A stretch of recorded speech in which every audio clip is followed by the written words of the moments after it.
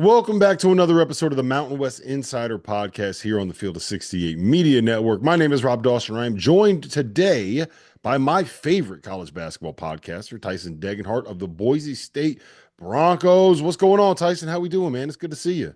I'm good. It's good to see you. I got to get you on my pod soon, so I gotta. You're definitely on the list of future guests, so I got to make sure you get you on there. I've been hearing that for like 2 years now, but look, whenever you're ready, man, you just let me know. I'm right here waiting for you, all right? Okay, I'll make sure of that. What let's start with this, man. What's it like on campus right now? Obviously, there's a lot going on with the football program and the playoff and all of that. What is the vibe like around Boise State? When they won the Mountain West Championship and we knew we clinched a bid to the college football playoff, it was electric.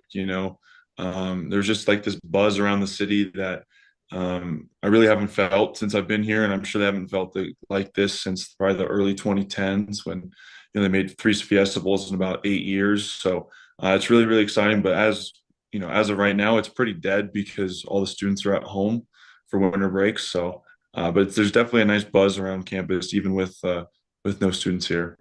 Are you excited for the playoff? Like, are you sitting here, fanboying out a little bit? Maybe that's the wrong way to phrase it, but like, I gotta imagine you know a lot of those football players and you're friends with them. I know a good chunk of them. I'm really really happy for them. Obviously when the football team does well, people start coming to more basketball games as well. So they were at our game on Tuesday, so that was nice of them to be there to show off the Mountain West championship trophy and hype up about the Fiesta Bowl. So yeah, it's been great. You happy with the draw that the football team got? You think they got a chance at this thing? I think they had a good draw. Obviously, Penn State and SMU are very, very good teams. But we're gonna have to bring our A game, and I think with having Ashton have over 3 weeks of rest and everything, and him coming with a little chip on his shoulder, not winning the Heisman, I think we got a great shot. Yeah, he's got something to prove, man. What's it like going to those home games when it's that cold out? Like, do you go to the games when it's? I gotta imagine there's nights where it's like 0 degrees, -degrees. Do you enjoy sitting out there watching football in that weather? Honestly, no, but it really doesn't get that cold here. Like it probably got into the mid 30s. I didn't go to a game. I think my last one I went to was on November 1st, and it was probably in like the mid 40s. And then like I had a chance to go to the one against Oregon State after Thanksgiving, and then the Mountain West Championship. And I was like, nah, I don't want to sit in the cold. Yeah, that's a little too much for you. I could do mid 40s. I Once you can do get mid below, 40s, yeah. yeah. Once you start getting closer to 20s, teens, I'm out, man. I'm out. That's And too then the much. hot chocolate costs a lot, the waters cost a lot, and it just runs a hole in your pocket. Yeah, yeah. You got to ask for a whole new NIL deal just to be able to go to a game, huh? Exactly. All right, let's talk about the your team. Let's talk about your program. You're sitting here at 9-3. I'm sorry, 8-3 on the season. How do you feel about where you guys are right now? How do you feel about some of the performances that you've had? How do you feel about kind of looking long term at what you guys have done so far? I think we had a pretty good non-con. Obviously had some great wins against Clemson and St. Mary's. I think we let a couple games slip. Looking back at that San Fran game, the Boston College game, especially. Being up late in the game, and then most recently with Washington State. I don't think we played our best in those games, but honestly, I think we learned a lot from those, and I think those lessons that we'll take, further on down the road. What are those lessons specifically? Well, in the San Fran game, just you got to get stops. I think they scored 13 out of 14 possessions in that middle of the second half and kind of blew the game open after we've been leading for a little bit. The Boston College game, you got to find a way to finish games even when you're not making a bunch of shots. You look back at the film in that game, and it is the third day of a 3-day tournament, so our legs were a little tired, but we missed a lot of bunnies and just didn't, you know, make every play that we needed to. And then against Washington State, we just didn't have the right mentality coming out of the gate. We get down by 24 with 18 minutes left in the second half, and we battled back to get it within five, but it was too little, too late at that point. So we can't dig ourselves in that big of a hole. Yeah, I thought that obviously the Washington State game did not go the way that you guys wanted it to go. But to bounce back a week later and pick up a win over a really, really good St. Mary's team, I think says a lot about you guys. What kind of changed during that week? And I got to imagine those practices, those first couple days after Washington State, were not the easiest. The film sessions were not fun. That's for sure. Just seeing the main difference between the first and the second half of the Washington State game were huge. Like just the sheer desperation that we had in the second half is what we needed to carry over, and that was probably our best week of practices. We had some great practices, got a lot better, and it ended up translating to a huge win for us against St. Mary's.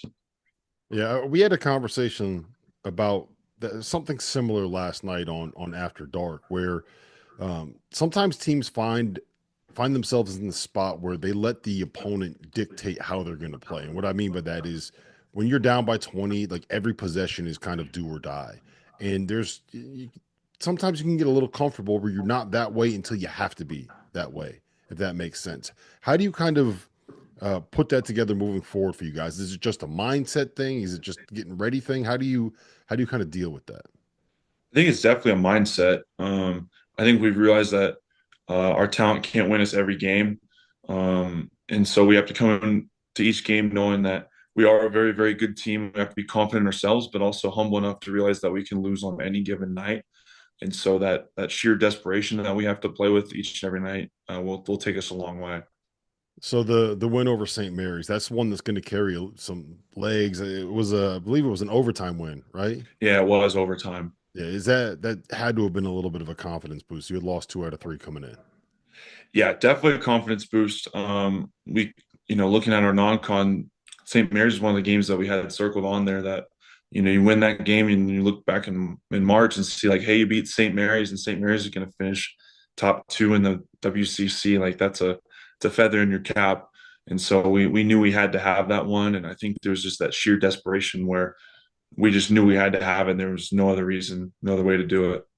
All right, give me an honest assessment of what your season and what we're going to talk about some of your teammates and kind of bigger picture stuff, but for you individually, I know we talked in the preseason at media day about how you wanted to be a better shooter, and I'm not going to bring up the numbers, but it's not you haven't had the best shooting season of your career. No, not at all. It's just sometimes they feel good come out of your hand, they just don't go in, and you just got to keep chopping wood every day and keep getting those reps up and keep getting confidence. And so those numbers are going to fix. I'm not too worried about it. My free throw percentage is the highest it's been in my college career, so I know my form and everything's good. I just got to start making them. Overall, I need to rebound a little bit better. I know my rebound numbers are a little low. Just got to continue to crash the boards, and then everything else will solve itself. Yeah, I was going to say I feel like outside of that, you actually are playing well and you're taking the right shots and it's kind of within the flow of the offense and it's not like you're forcing anything. I think you just need one or two to go down, and once one or two go down, the floodgates are open. That's what I'm betting on here, Tyson. That's the hope. Once you see one go in and just keep, believe in yourself each and every shot that you take, even if you missed the one previous, you have to keep believing, and the shots are going to fall. Is it in your head at all when you're shooting? It can be, if you miss, 2 or 3 in a row, and you're open, you start to think about it a little more, and depending on what the defense is trying to do, whether they're like making you shoot or trying to get you to drive, you start to overthink it a little bit that way. But for me, I just try to do what the game tells me to do. If I'm open, I'm going to shoot it. If the guy closes out on me, I'm going to drive. So I just try to play the right brand of basketball. Well, I'll tell you this, and I don't know if it has Coach Rice's blessing, but if you're open, let it fly, man. Coach Rob says that you can let him go. We know you can Okay, shoot. I appreciate it. I want to ask you about some of your teammates, specifically Andrew Meadow. I think he might be one of my favorite players in college basketball. He doesn't look the part, but man, can he go? He is a good player, one of the most improved guys in the Mountain West this year. For sure. I think you saw glimpses of it last year. Mhm. He probably had some stretches that single-handedly won us games. I know one that comes to mind is the VCU game in Orlando last year.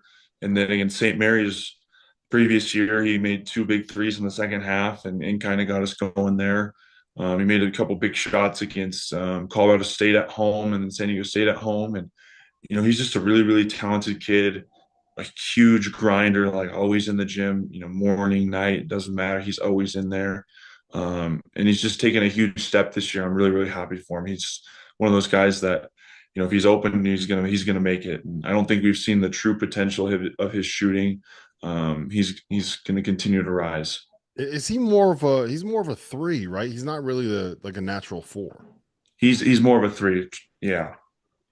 Where's the next step for him? Like, what do you want to see from him as we head into Mountain West play? We're really trying to find him shots and just, keep being aggressive. There's some instances where he might get a little tentative and kind of, maybe sidestep a three when he should have shot it right away. I just want him to, keep instilling confidence in him with the whole team, the coaching staff, and just keep getting him to keep doing what he's doing because he's doing great stuff. He's obviously shooting the ball great, but he's rebounding the ball at a high level for us as well. Javin Buchanan coming in from I think it was Indiana Wesleyan, right? The Yep. NAIA program. Were you expecting this kind of season out of him? Like, when did you realize that this dude that's coming from a non-Division One program was going to come in here and be able to give you guys a real shot in the arm? We saw it in the summer. I mean, we did lots of group workouts in the summer, and when we're playing ones, he can beat you in so many different ways.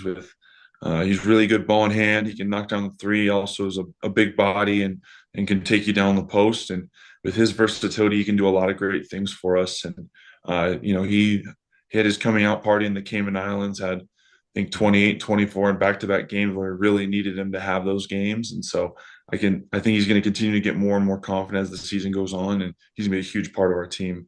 Yeah, he should use that as a pitch to Coach Rice. Look, I played great in Paradise, man. We need to go down there more often. Hey, might have to keep getting him down there. That'd be good.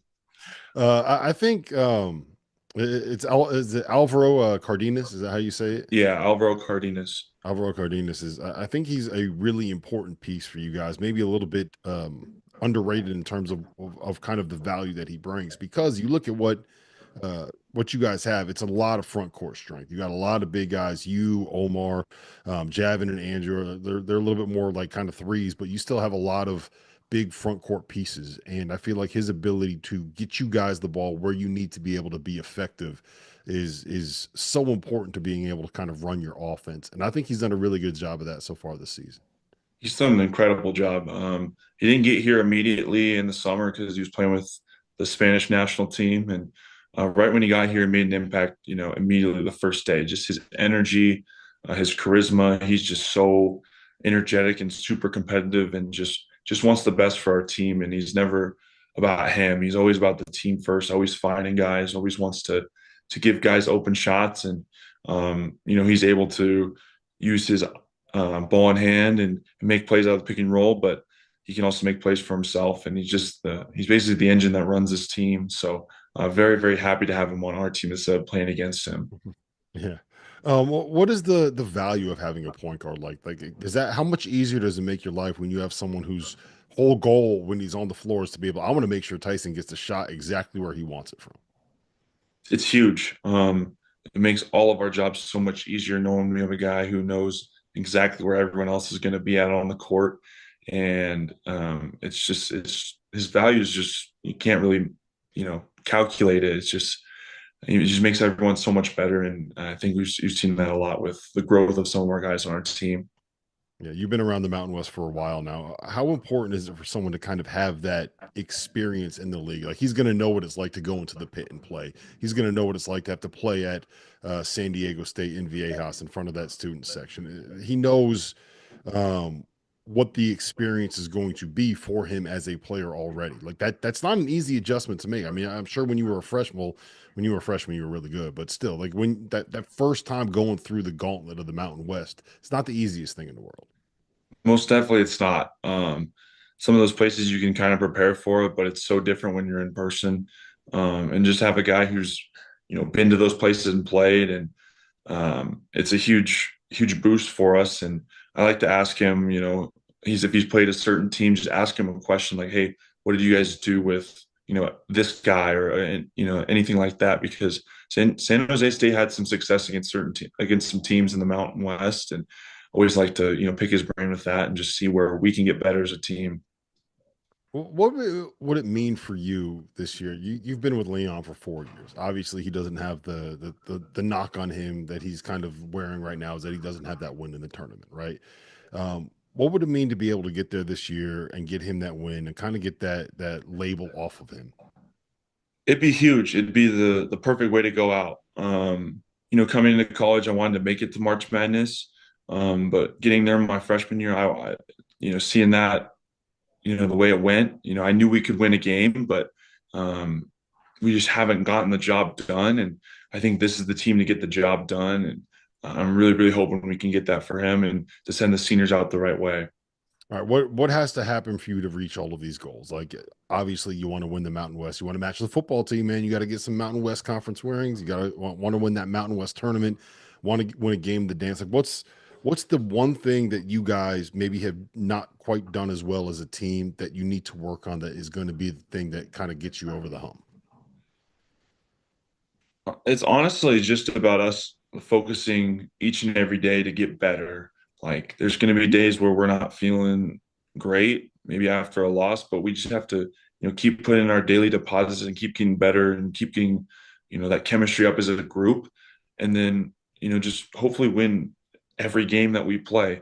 I know it's a lot to say, but if you focus on one game at a time, you can win that game and then you move to the next and you don't get ahead of yourselves. I think if we're able to do that, we can go a long way. It's playing with that desperation, right? Every possession is Yeah, life or death. exactly. That might be overstating it a little bit, but it's been fun to watch you play that way. It's been fun to watch you guys kind of grow this season. And Tyson, it's been a blast to watch you throughout your career and turn into one of the I'm going to say, man, one of the Mountain West greats. So best of luck the rest of the season. Find a way to be able to get enough wins that we got to get you back here on the pod. All right. Okay, sounds good. Thank you. I appreciate it. Appreciate you, man, and enjoy the football playoff. Will do.